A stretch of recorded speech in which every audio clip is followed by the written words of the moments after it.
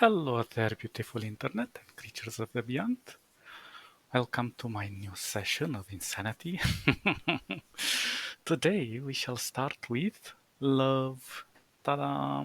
Well, happy National Women's Day for everybody out there because it's 8th of December. I hope it's a global thing.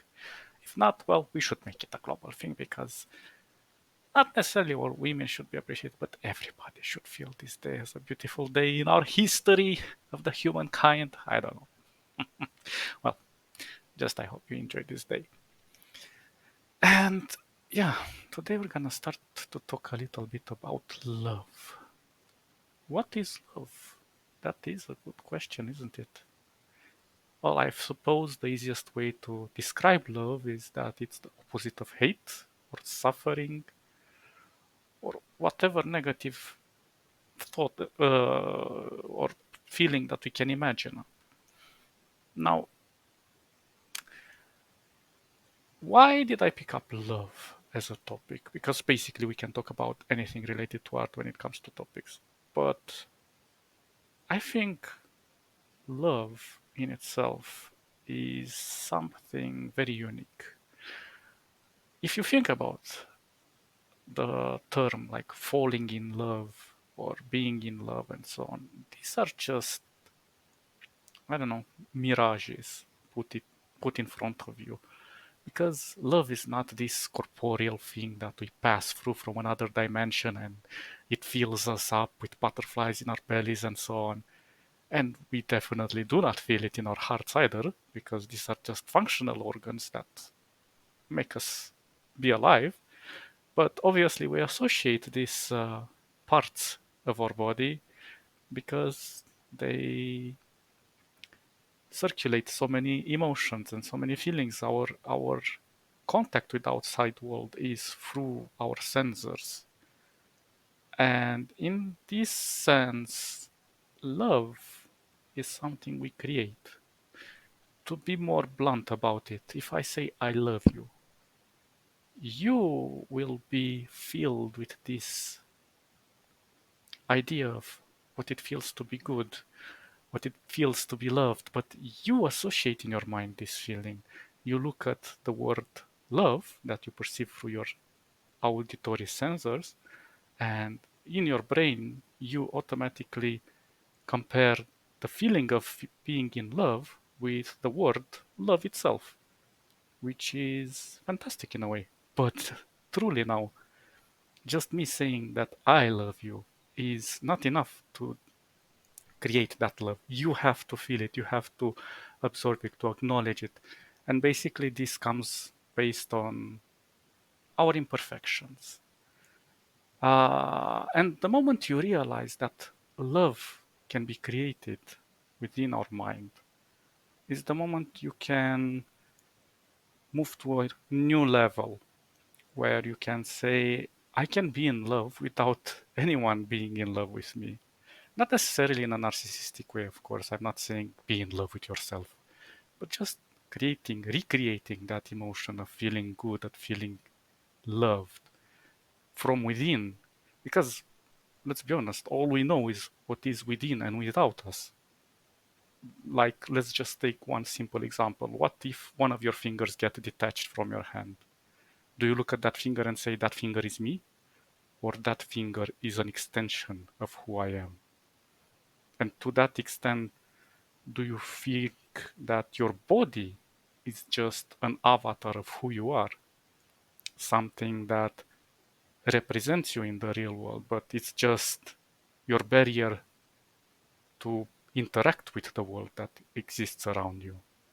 Because when you get to this perspective, to this understanding that the world is what we see and understand and perceive through our barriers, it's a very small step from going to this barrier to, let's say, like a cell. When the barrier dissolves, it just becomes with part of everything. So in a way, we are part of everything. I'm not trying to convert you guys into a cult or anything like that, but it's just my opinion of how I see life. So, as a disclaimer, do not take this as facts, do not take them as advices in life or anything like that. I'm just sharing my point of view. But back to love. Why is love such an important thing related to art? Because I think love is imperfect. And if you have noticed throughout my other sessions, I am not totally fluent and I have a lot of stuttering and so on. And when I look at other streamers or YouTubers or whatnot, I feel like, man, they make it feel so natural, so easy. They talk so instant, like the thoughts are there in their mind. Probably they're following a script, obviously. But I'm just here, like, before I start any stream or any recording, for me, it's just coming out of the shower and I have a fresh idea in my mind and I just put a few things here and there just to get an idea of what I want to present. And I just go with it. And sometimes it's really scary and I'm like, what the hell am I even doing? Is this even working? I don't know. Somehow, maybe it does, maybe it doesn't. But if we do not make mistakes, and I believe, and I truly believe that mistakes are the best teachers in life, if we don't make mistakes, we cannot learn. And the more mistakes we make, the more we perfect ourselves, or at least our methods and our approach into how we communicate and how we interact with everything around us and the people around us, of course. And thinking about it now, I remember that a long, long time ago in a galaxy far, far away, I used to be in school. Well, I in high school or something. I can't remember exactly the era. And I remember that I got one of my first jobs. I don't think it was my first job, but anyway, one of them. And I was doing a very low paid job. I was basically connecting wires between buildings, and those wires were for internet. They were like uh, fiber optics and so on. But for me, it was an extraordinary adventure because I never thought that I would get a job that would be so exciting. And but everybody that knew me, they were looking like, "Oh my God, look at this guy! He used to be so good in school." Well, I wasn't a perfect. I wasn't an angel. Well, I was pretty much a little devil. But anyway, um, like people who knew me, they were like, "What the hell happened to you? How did you get into this position?" I was like, "It's an interesting job. I get to meet new people. I get to move around a lot." And of course, I wasn't raised in a very rich place, so life was a little bit tough. But the idea is like people were expecting a lot from me based on how they knew me, and I never put that bar so high for myself to think, oh, I need to push my my limits and go far and beyond and do things that are super extraordinary. I just thought, like, for me, it's stumbling through life, see what happens, see, like, for example, I'm just going to a person, talking to them, and not knowing them at all, and it's scary at first, but after you interact with them, you find out that we are not so different in many ways, and you can easily learn to open up to them and them to open up to you to the point where, throughout my experience in life of meeting various types of people, rich, poor, and so on, I realized that at one point I became sort of like this catalyst where people just look at me and just start talking to me without me saying a word. And I could be in a whole crowd, they would just pick me, and I don't know why. Maybe I have that face, or maybe I developed that face as a listener, let's say in quotes, because people think, or at least feel, that when they open up, they say they tell you their stories, their lives, and a part of who they are inevitably becomes a part of who you are. I remember that in a way, I look at these interactions like they're the right people at the best time in your life to meet, and you have no idea why. So I was in a train, just traveling to see a girl. Oh my god, best stories of my life. And out of nowhere, this guy comes and sits right across of me and starts saying like, "What do you think about money?" It's like, I was just super young. I was totally parallel with reality and so on. But that conversation really changed my perspective of how the world works, how people work, and how they see things. And he said some really simple things in his conversation that stuck with me to this day. Like people bow to money and they try to do everything for money instead of realizing that they were not born to work and pay bills. We That is really not our purpose in life. To be honest, there is no purpose. But if we would make our own purpose, our own faith, let's say, it shouldn't be that. We should strive to make ourselves live in harmony and maybe in a better world, and try not to become slaves of our own works, but to just, I don't know, enjoy a better future where things could be better for everyone. No poverty. Well, I know these are difficult to achieve. I'm not I'm not diluted. But it is something to really wish to go towards. And I see a lot of people around me like, no, we're okay how we are right now. Really, we live in a world that's full of negativity, and it's so easy to fill yourself with this negativity and to fill yourself with hate. And it's so easy to destroy, but so difficult to construct or be constructive. And it's a recurring theme in society because I see more people are more devoted to just distracting themselves from reality, to just avoid it. And there's a lot of shows, social media, and so on and so forth. And people just shift their focus from reality in the hopes that, whatever happens outside must not affect me. But that is the truth. We are imperfect. We should accept these imperfections because these imperfections don't make us ugly or something that repulses us. It's something that maybe we can find out how we can work on ourselves and make ourselves better, or find people around us that can complement ourselves in various things that we lack. And that is how society should develop. But what I'm trying to reach towards is the fact that I'm I'm a big fan of science fiction, and lately I was this watching this series. I'm not a big Star Trek fan, but I like Star Trek. It was an interesting concept when I was younger, and it really. There were some series that I liked, some episodes here and there, but I wasn't a devoted fan or anything. So I was watching a few days ago. I was watching this show, Star Trek Picard, the third season. I didn't watch the first and the second. I heard they were pretty bad, so I just skipped them. And I don't know. For me, it's just an okay show. But I am a very big critic of shows, and usually I try to look for things that are very constructive.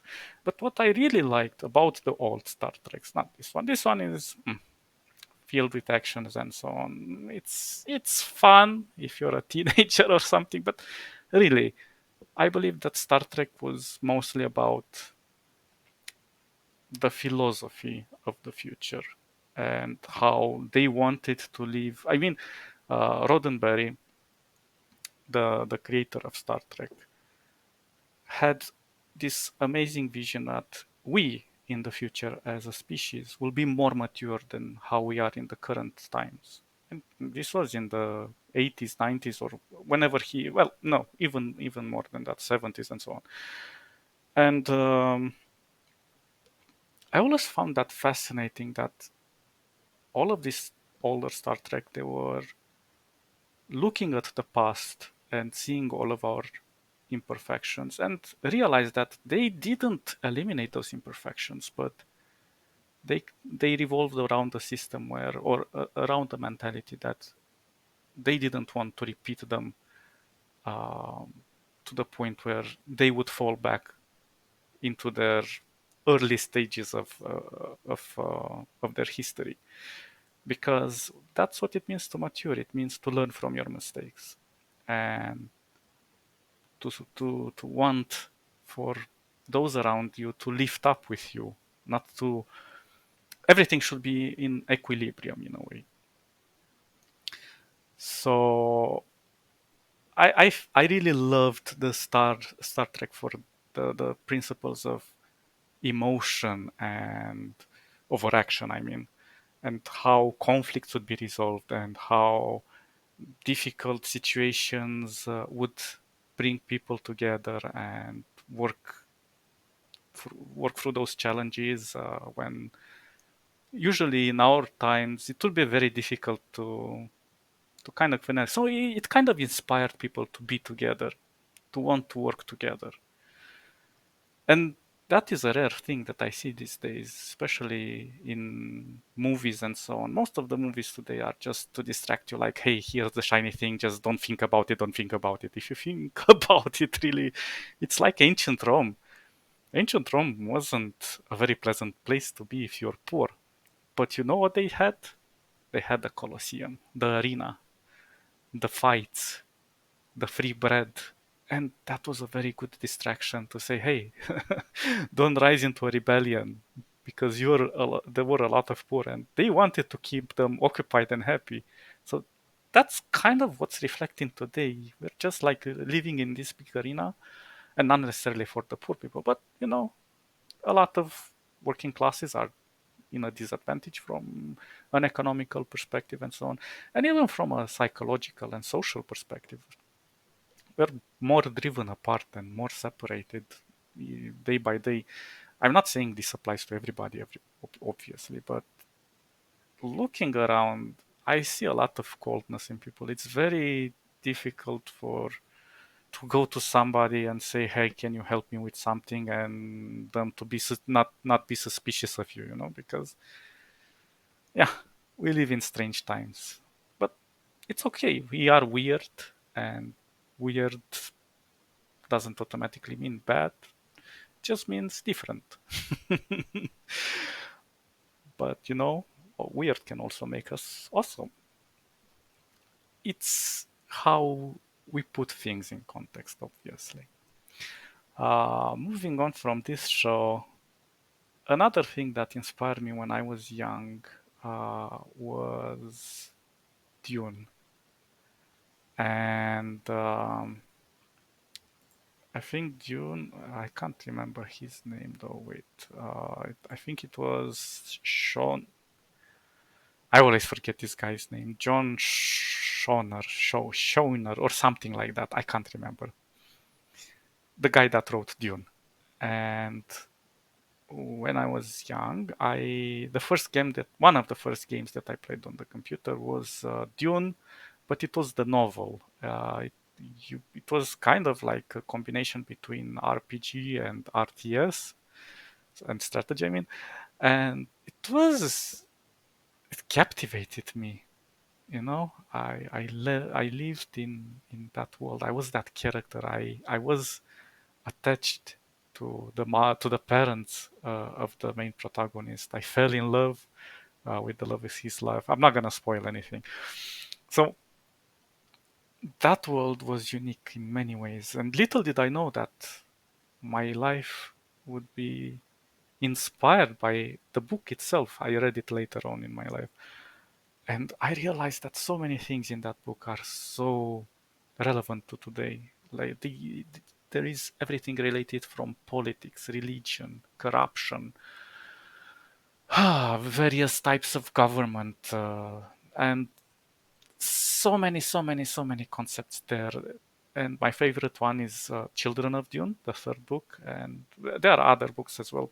But this one inspired me of what it means to be human and how much we should value our humanity in the moments when we start losing it. Because once you lose it, that's forever.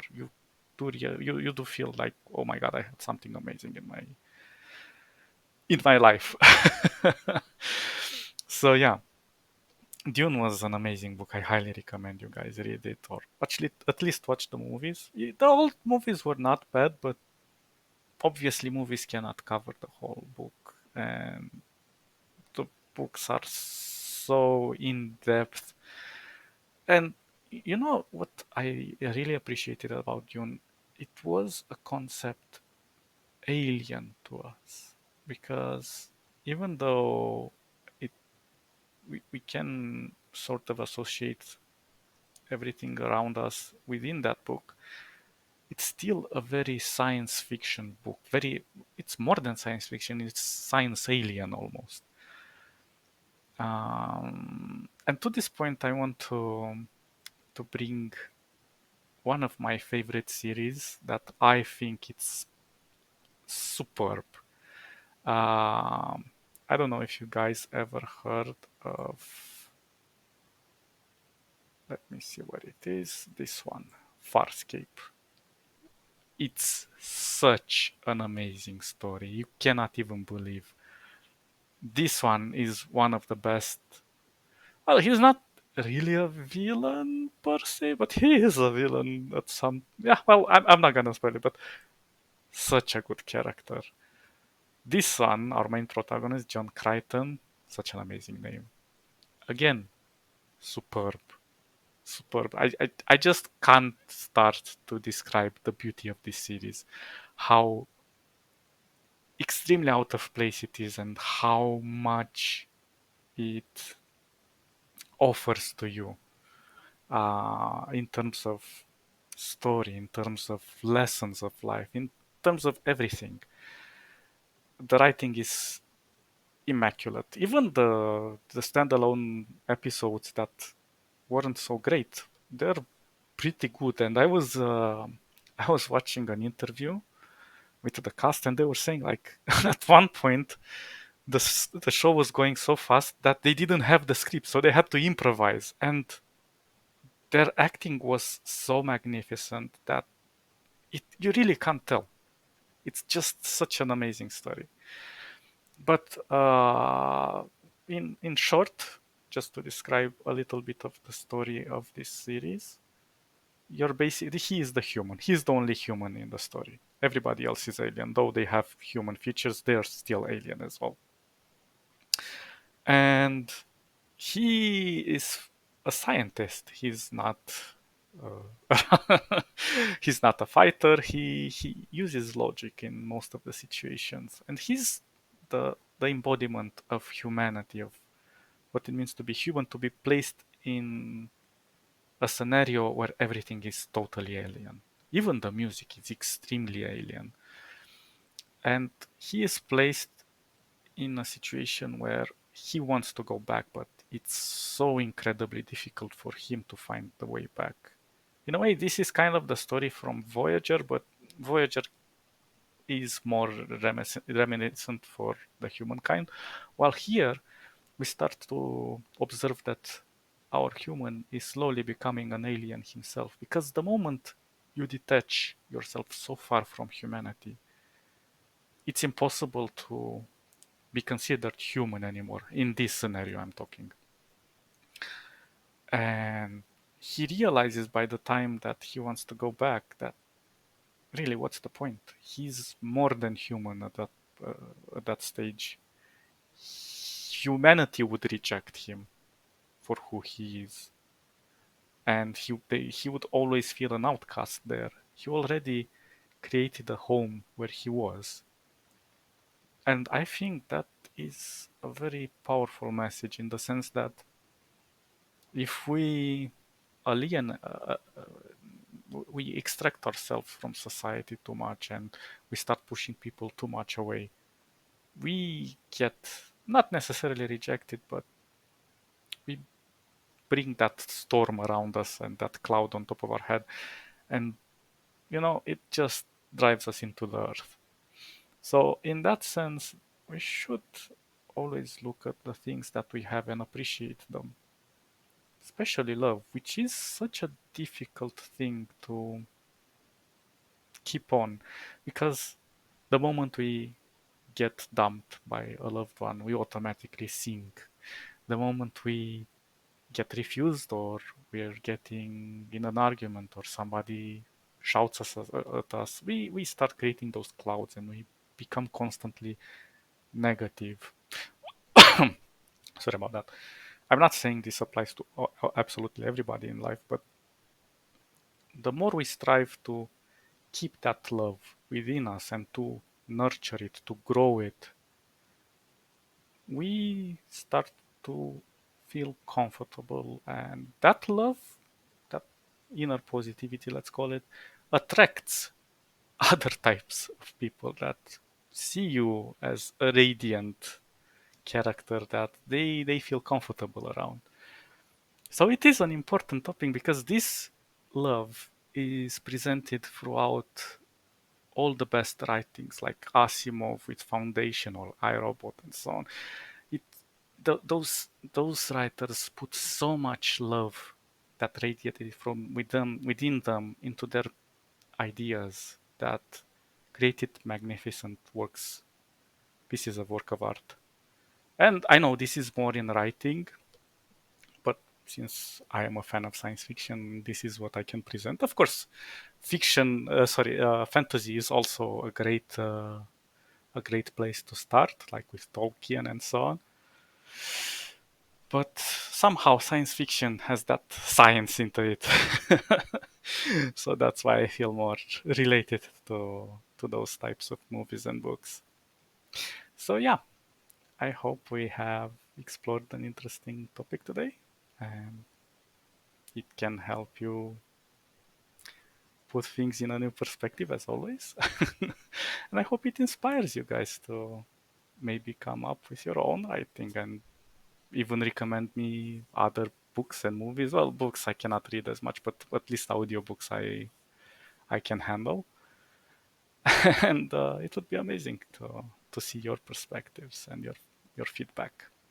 Stay awesome and catch you guys next time. See ya. Bye bye bye bye bye bye bye.